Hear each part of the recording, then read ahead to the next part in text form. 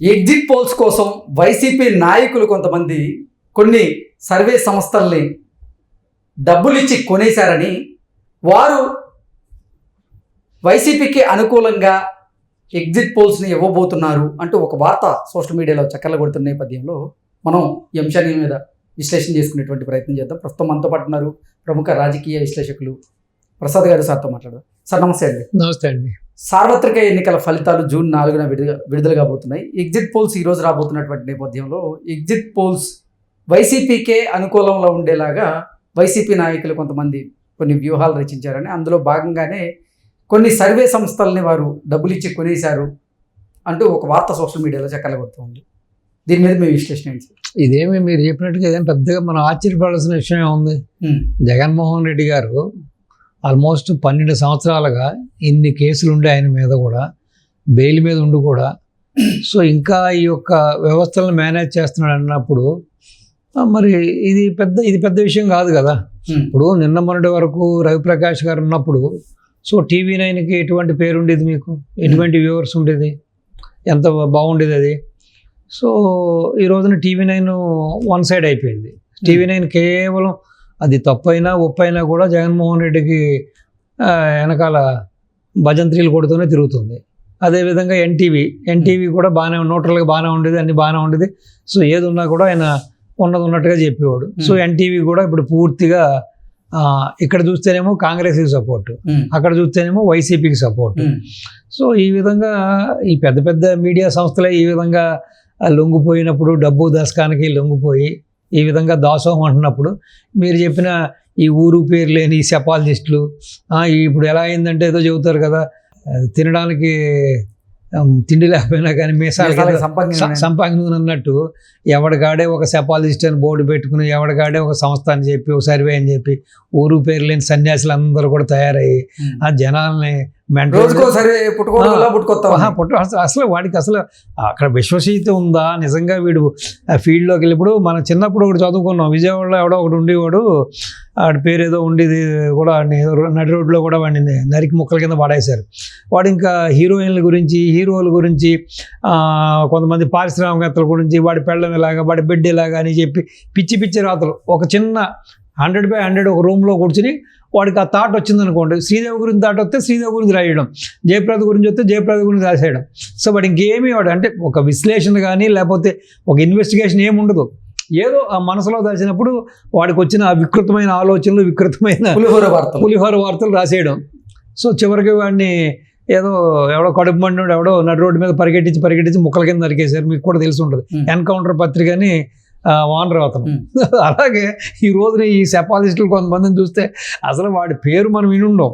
అసలు వాడికి ఒక ఊరు, ఒక పేరు, ఒక అడ్రస్ లేని వాళ్ళు అందరూ కూడా ఇప్పుడు సిద్ధం అయిపోయి ఆ జనాలను గందరగోళంగా చేస్తూ, ప్లస్ ఏదైతే ఈ డబ్బుల కోసం ఈ యొక్క ఆశపడి సో ఈ నాయకుల వెనకాల పరిగెట్టి, ఇదిగో ఇలా ఉంది పరిస్థితి, ఇలా ఉంది నీకు ఇలా ఉంది, మేము ఇది చేసి పెడతాం అని చెప్పి బాగా ప్యాకేజీలకి, ఈవెన్ ఒక పేరు పొందిన టీవీలో పేరు పొందిన ఒక బాగా ఎలక్ట్రానిక్ మీడియాలో ఒక మంచి జర్నలిస్టులుగా ఉన్న వ్యక్తులు కూడా కొంతమందిని చూస్తున్నాం. మన పేర్లు చెప్పదలుచుకోలేదు, మనోభావాలు దెబ్బతింటే దిగజారిపోయి ఇప్పుడు టీడీపీ దగ్గరికి వచ్చి ఒక ప్యాకేజ్ అడుగుతాడండి, ఏమైనా నాకు 70-80 లక్షలు ఇస్తావా, నాకు ఈ 3 నెలలు నీకు కష్టపడతా అంటాడు.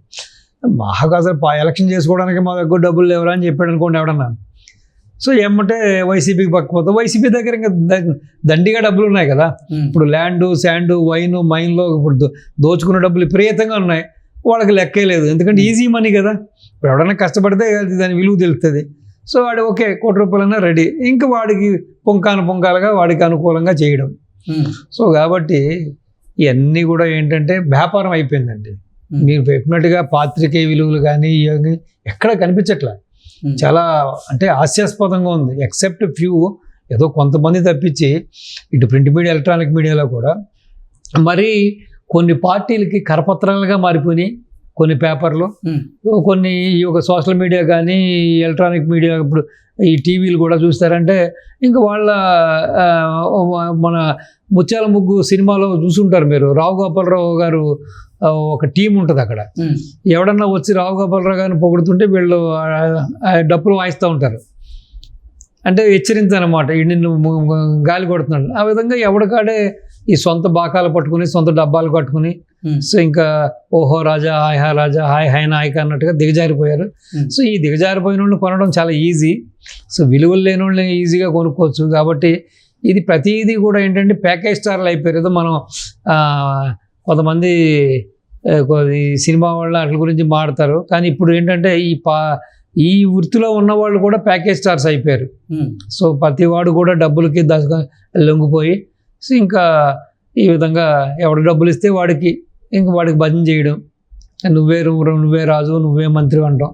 సో కాబట్టి ఇంకా రాను ఈ విలువలు పడిపోయినాయి. కాబట్టి సో విలువలు లేని మనుషులను కొనడం చాలా ఈజీ కదండి. ఇప్పుడు విలువలు సిద్ధాంతాలు కట్టుబడి ఉండదు, ఎవడో కొనలేడు. సో కాబట్టి సో సాగనం ఎంతకాలం సాగుతుంది, ఇంకెంత ఒక 4 రోజులు ముచ్చటిది అంతే కదా. అంటే ఎగ్జిట్ పోల్స్ కు సంబంధించిన సర్వేస్ అన్నింటినీ కూడా వైసీపీ నాయకులు కొనేసి ఉంటే ఎగ్జిట్ పోల్స్ లో వైసీపీకి అనుకూలంగా వచ్చే అవకాశం ఉందంటారా ఫలితాలు?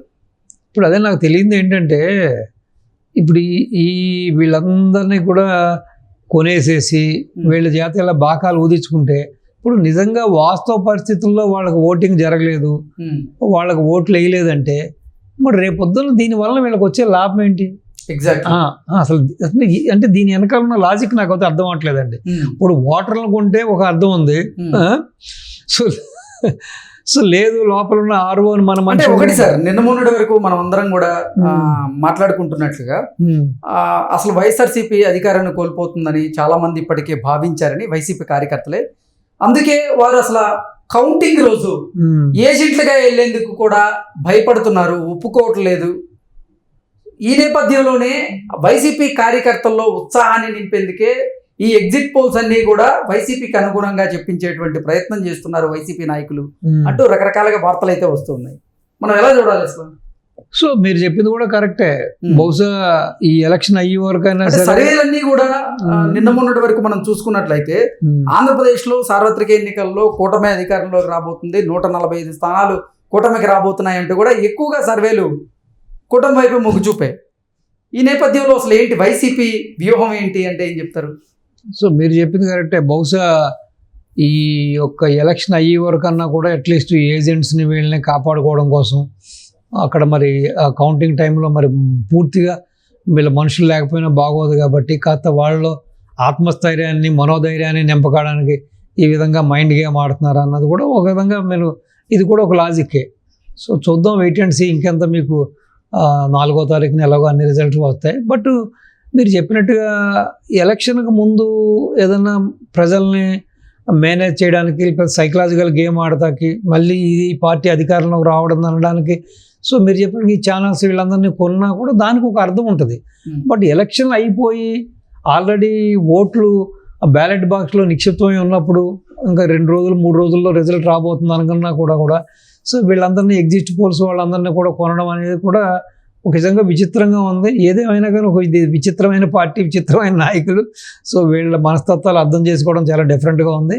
సో బహుశా మీరు చెప్పినట్టుగా ఆ ఏజెంట్స్ని కొంచెం అక్కడ వాళ్ళ ఉత్సాహం నింపడానికి కాస్త ఎలక్షన్ అయ్యే వరకు అన్నా సరే వాళ్ళని అక్కడ ఆ బూతులు గడ లేకపోతే బ్యాలెట్లు ఈ ఎక్కడైతే పెట్టారో వాటికి కాపలాగా ఉండడం కోసం సో ఆ కౌంటింగ్ రోజు వరకు వాళ్ళని నిలబెట్టుకోవడం కోసంలో ఒక ప్రక్రియ కూడా మనం భావించవచ్చు. Anyway wait and see 4th ఏం జరుగుతుందో. Okay sir.